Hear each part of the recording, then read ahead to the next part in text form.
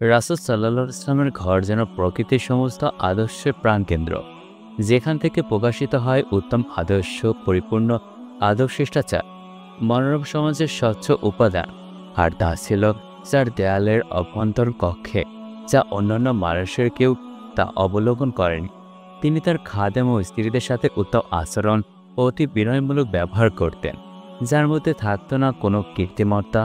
তিনি এ উম্মতের রাসূল, পথ নির্দেশক ও মহত্বপূর্ণ মান মর্যাদা ও শানের অধিকারী হওয়া সত্ত্বেও তিনি তার বাসগৃহে কেমন ছিলেন, কি তার অবস্থা ছিল, একটু চিন্তা করে দেখি আমরা।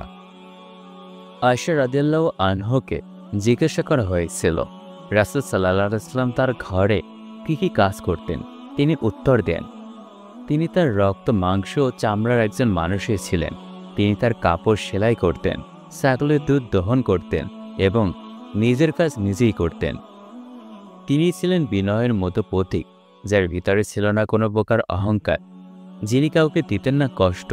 তিনি ছিলেন প্রতিটি কাজে অংশগ্রহণকারী মহান ব্যক্তিত্ব এবং সাহায্যকারী নায়ক, মানবজাতির সর্বশ্রেষ্ঠ ব্যক্তি। তিনি এ মোবারক ঘরে বাস করতেন, যেখান থেকে এ হিদায়েতের আলো বর্তিকা উদ্ভাসিত হয়ে ছড়িয়ে চতুর্দিকে পড়েছে। অথচ সে মহান ঘরে এমন খাবার পর্যন্ত জুটত না যা দিয়ে তার পেট পূর্ণ হবে। নোমান ইবনে বাশির রাদিয়াল্লাহু আনহু রাসূল সাল্লাল্লাহু আলাইহি ওয়াসাল্লামের অবস্থা বর্ণনা করেন, আমি তোমাদের নবী সাল্লাল্লাহু আলাইহি ওয়াসাল্লামকে এমনও দেখেছি যে তিনি নিম্নমানের খেজুরও পেতেন না, যা দ্বারা তার পেট পূর্ণ হবে। উম্মুল মুমিনিন হযরত আয়েশা রাদিয়াল্লাহু আনহা বলেন, মুহাম্মদ সাল্লাল্লাহু আলাইহি ওয়াসাল্লামের পরিবারে আমরা 1 মাস ব্যাপী কোনো প্রকার চুলা জ্বালাতাম না, তবে আমরা শুধু খেজুর ও পানি দ্বারাই জীবন ধারণ করতাম। এরপরেও নবী মুহাম্মদ সাল্লাল্লাহু আলাইহি ওয়াসাল্লাম আল্লাহর ইবাদত ও তার অনুসরণ হতে কখনো বিরত হতেন না। যখনই তিনি মসজিদ হতে আজান ধ্বনি শুনতে পেতেন, সে আহ্বান সাড়া দিয়ে তখনই তিনি সর্বপ্রকার কাজ ছেড়ে মসজিদে পানে ছুটে যেতেন। আসওয়াদ বিন ইয়াজিদ বলেন, আমি আয়েশা রাদিয়াল্লাহু আনহাকে জিজ্ঞাসা করলাম যে নবী সাল্লাল্লাহু আলাইহি ওয়াসাল্লাম বাড়িতে কী কী ধরনের কাজ করতেন।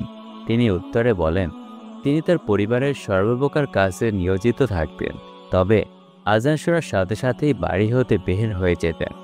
রাসূলুল্লাহ সাল্লাল্লাহু আলাইহি ওয়াসাল্লাম বাড়িতে ফরজ সালাত আদায় করতেন এমন কোনো প্রমাণ নেই, তবে তার মৃত্যুর পূর্ব মুহূর্তে যখন রোগ অত্যন্ত বৃদ্ধি পেয়েছিল এবং মসজিদে যেতে অপারগ হয়েছিলেন, তখন তিনি বাড়িতে আদায় করেছেন। উম্মতের প্রতি রাসূল সাল্লাল্লাহু আলাইহি ওয়াসাল্লামের মেহেরবানি ও দয়া থাকার পরও যারা জামাতে উপস্থিত না হয়েছে, তাদের জন্য কঠোর হুঁশিয়ারি উচ্চারণ করেছেন। তিনি বলেন, আমার ইচ্ছা হয়েছে আমি কাউকে নামাজে ইমামতি করার আদেশ দেই, আর আমি কাঠসহ কিছু লোককে সাথে নিয়ে ওই সকল লোকদের বাড়িতে যাই যারা জামাতের সাথে সালাত পড়ার জন্য উপস্থিত হয়নি। অতঃপর তারা সহ তাদের বাড়ি ঘরকে জ্বালিয়ে দেয়। এসব তো জামাতের সাথে সালাত আদায়ের গুরুত্ব প্রমাণই বহন করে। রাসূল সাল্লাল্লাহু আলাইহি ওয়াসাল্লাম বলেন, শরীয় ওযুর ব্যতীত যে ব্যক্তি আযান শোনার পর জামাতের সাথে সালাত আদায় করল না, তার সালাত কবুল হবে না। আর ওযর বলতে শত্রুর ভয় অথবা রোগকে বোঝায়।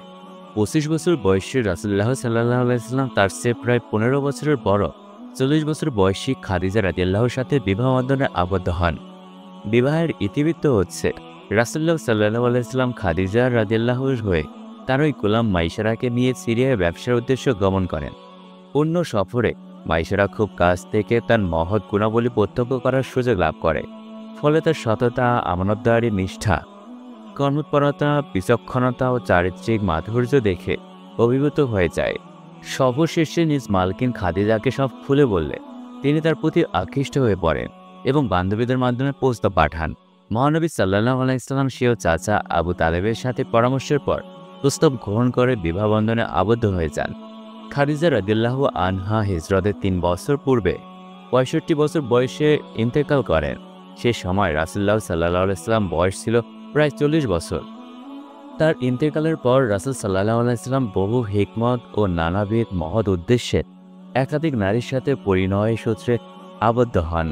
রাসূল সাল্লাল্লাহু আলাইহি ওয়াসাল্লামের বৈবাহিক জীবনে এই প্রকৃত অবস্থা সম্পর্কে পরিপূর্ণরূপে জানার পর একজন সুস্থ বিবেকসম্পন্ন মানুষ বলতে বাধ্য হবেন যে বিভিন্ন প্রাচ্যবিদরা তার সম্পর্কে যে অশ্লীলতা মন্তব্য করেছে, যেমন তিনি একজন কামবাদী ও নারীলোভী মানুষ ছিলেন, নাউজুবিল্লাহ, আস্তাগফিরুল্লাহ, তাদের এ সকল কথা সর্বত মিথ্যা ও অসৎ উদ্দেশ্য প্রচারিত। তাদের কথা সত্য কী করে হয়? 25 বছর বয়সের একজন পরিপূর্ণ যুবক তার থেকে 15 বছর বড় একজন নারীকে বিবাহ করে দীর্ঘ 25 বছর কাটিয়ে দিয়েছেন। তার মৃত্যু অবধি অন্য কাউকে বিবাহ বন্ধনে আবদ্ধ হননি। পরে যখন যৌবন শেষ হলো তখন কি বিবাহ করলেন? তাহলে এই দীর্ঘ সময় তার তাড়না ও চাহিদা কি নির্বাপিত ও নিস্তব্ধ ছিল? অতঃপর 50 বছর বয়সে হঠাৎ একসাথে সব জেগে উঠল। কোনো ন্যূনতম বিবেকসম্পন্ন মানুষও এসব কথা মুখেও আনতে পারে না। মজার ব্যাপার হচ্ছে, অনেক পাশ্চাত্য বুদ্ধিজীবী ও গবেষকরা এইসব হাস্যর কথা পরিহাস ভেবে প্রত্যাখ্যান করেছে। ইটালীয় গবেষক ডক্টর লুরাভেশিয়া ফ্যাগলিরি বলেন, মুহাম্মদ দীর্ঘ যৌবনে যখন জৈবিক চাহিদা ও কামতাড়না বিদ্যমান থাকে শক্তিশালী আকারে, উপরন্তু তিনি বসবাস করতেন এমন একটি সমাজে যেখানে বিবাহ সাহায্যের নীতি নৈতিকতা সম্পন্ন সামাজিক কর্ম হিসাবে ছিল প্রায় বিলুপ্ত, আর একাধিক স্ত্রী থাকা ছিল একটি সর্বস্বীকৃত নিয়ম। তালাক বিচ্ছেদ ছিল সবচেয়ে সহজ কাজ। এ সময় একজন মাত্র নারী ব্যতীত অন্য কাউকে বিবাহ করেননি। যাকে বিবাহ করেন তিনিই ছিলেন যুবক মুহাম্মদ থেকে বয়সে অনেক বড়। দীর্ঘ 25টি বছর একমাত্র তার স্বামী হিসেবেই কাটিয়ে দিয়েছেন। এর মাঝে আর কাউকে বিবাহ করেননি। বিবাহ করেছেন খাদিজার ইন্তেকালের পর, যখন বয়স 50 অতিক্রম করেছিল। তিনি একাধিক বিবাহ করেছেন ঠিকই, কিন্তু প্রত্যেকটি বিবাহের পেছনে সামাজিক বা রাজনৈতিক কারণ ছিল। যেমন তিনি যাদেরকে বিবাহ করেছেন তাদের অনেকেই ছিলেন স্বতন্ত্রভাবে তাকওয়ার গুণে গুণান্বিত। মুহাম্মদ সাল্লাল্লাহু আলাইহি সাল্লাম অন্য সকল নারীদের মধ্যেও হতে বিবাহের জন্য তাদের নির্বাচিত করার মাধ্যমে এটি প্রমাণিত হয় যে তার উদ্দেশ্য ছিল তাকওয়া সংশ্লিষ্ট নারীদের সম্মানিত করা, অথবা বিভিন্ন গোত্রের সাথে সম্পর্ক স্থাপন করা, যাতে ইসলাম প্রচারের উদ্দেশ্যে নতুন পথ বের করা যায়। এছাড়া কেবলমাত্র আয়েশা রাদিয়াল্লাহু আনহা ব্যতীত যত নারী মুহাম্মদ সাল্লাল্লাহু আলাইহি সাল্লাম বিবাহ করেছেন কেউই কুমারী ছিলেন না এবং যুবতীও না। তিনি ছিলেন রক্ত মাংস করা মানুষ। ছেলে সন্তানের প্রতি আগ্রহ থাকা স্বাভাবিক। খাদিজার গর্ভে জন্ম নেওয়া তার সকল ছেলে শিশু বয়সে মারা যায়, তাই ছেলে সন্তানের প্রতি মোহই তাকে নতুনভাবে বিবাহ করতে আগ্রহী করে থাকতে পারে। এছাড়াও অনেক কারণ থাকতে পারে। রাসূল সাল্লাল্লাহু আলাইহি সাল্লাম বৃহৎ একটি পরিবারের দায়িত্বে কাঁধে তুলে নিয়েছিলেন। এতটা সত্ত্বেও তাদের মাঝে পূর্ণাঙ্গ সমতা বজায় রেখেছিলেন সর্বোচ্চ সতর্কতার সাথে। তাদের কারো প্রতি তিনি চুল পরিমাণ পার্থক্য করেননি কখনো। খাদিজা রাদিয়াল্লাহু আনহার ইন্তেকালের পর তিনি আরও 10 জন মহিয়সী নারীর সাথে পরিণত সূত্রে আবদ্ধ হন। সর্বোত্তম সাউদা বিনতে জামা রাদিয়াল্লাহু আনহাকে বিবাহ করেন। এরপর আয়েশা বিনতে আবু বকর সিদ্দিক রাদিয়াল্লাহু আনহাকে। তিনি ব্যতীত আর কোনো কুমারী নারী রাসূল সাল্লাল্লাহু আলাইহি সাল্লামের জীবনে আসেননি। সর্বশেষ মাইমুনা বিনতে হারেসকে, আর তিনিই হচ্ছেন বিবাহের দিক থেকে রাসূল সাল্লাল্লাহু আলাইহি সাল্লামের সর্বশেষ সহধর্মিণী। রাসূল সাল্লাল্লাহু আলাইহি সাল্লাম 11 জন মহিলাকে বিবাহ করেছিলেন। তাদেরকে মুমিন জননী বলা হয়। তিনি যখন ইন্তেকাল করেন তখন 9 জন স্ত্রী জীবিত ছিলেন। তারা মহা সম্মান ও মর্যাদায় ভূষিত হয়েছিলেন। রাসূলুল্লাহ সাল্লাল্লাহু আলাইহি সাল্লাম বয়স্ক বৃদ্ধ বিধবা, তালাকপ্রাপ্ত ও দুর্বল মহিলাদেরকে বিবাহ করেছিলেন। শুধু আয়েশা রাদিয়াল্লাহু আনহাই ছিলেন কুমারী। রাসূল সাল্লাল্লাহু আলাইহি সাল্লাম সকল স্ত্রীদের সাথে ইনসাফ আচরণ করেন।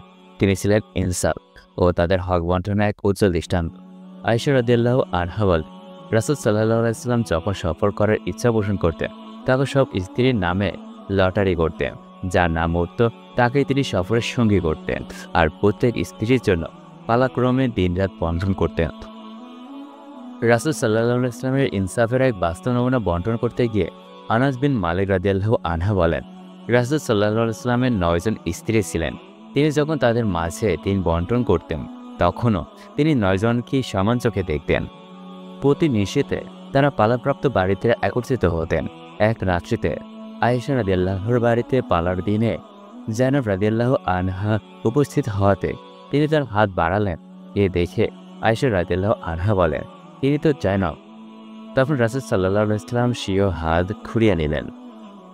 আল্লাহ তাআলার পক্ষ হতে ওহী ও তৌফিক না থাকলে রাসূল সাল্লাল্লাহু আলাইহি সাল্লামের বাড়ি এত সুন্দর ও সুচারুরূপে পরিচালিত হতো না।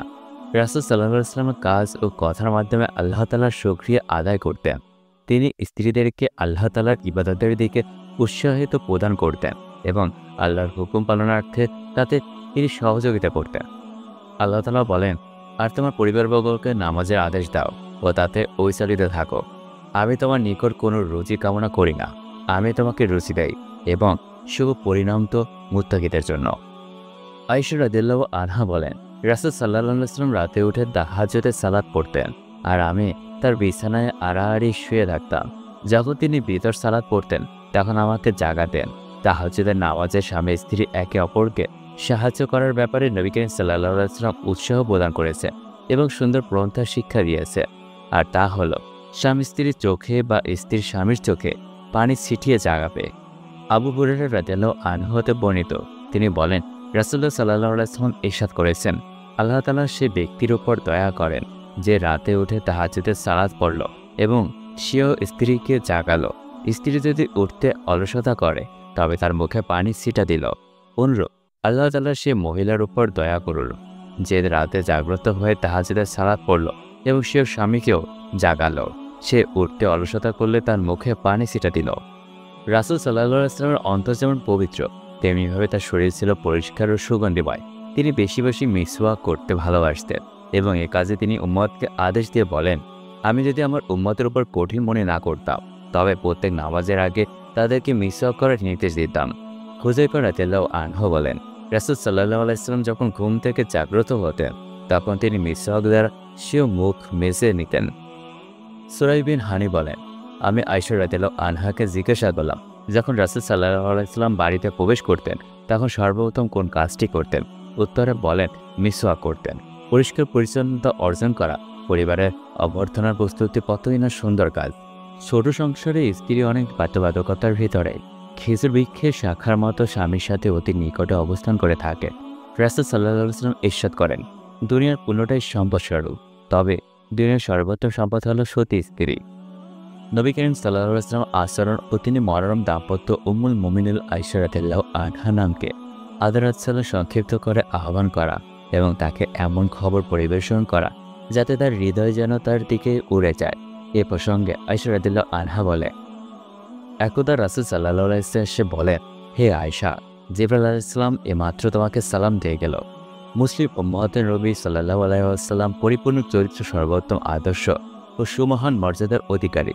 দাম্পত্য জীবনের সর্বোত্তম নমুনা এবং নরম প্রকৃতির স্ত্রীর প্রকৃত আবেগ, অনুভূতি ও চাহিদা সম্পর্ক অভিহিত।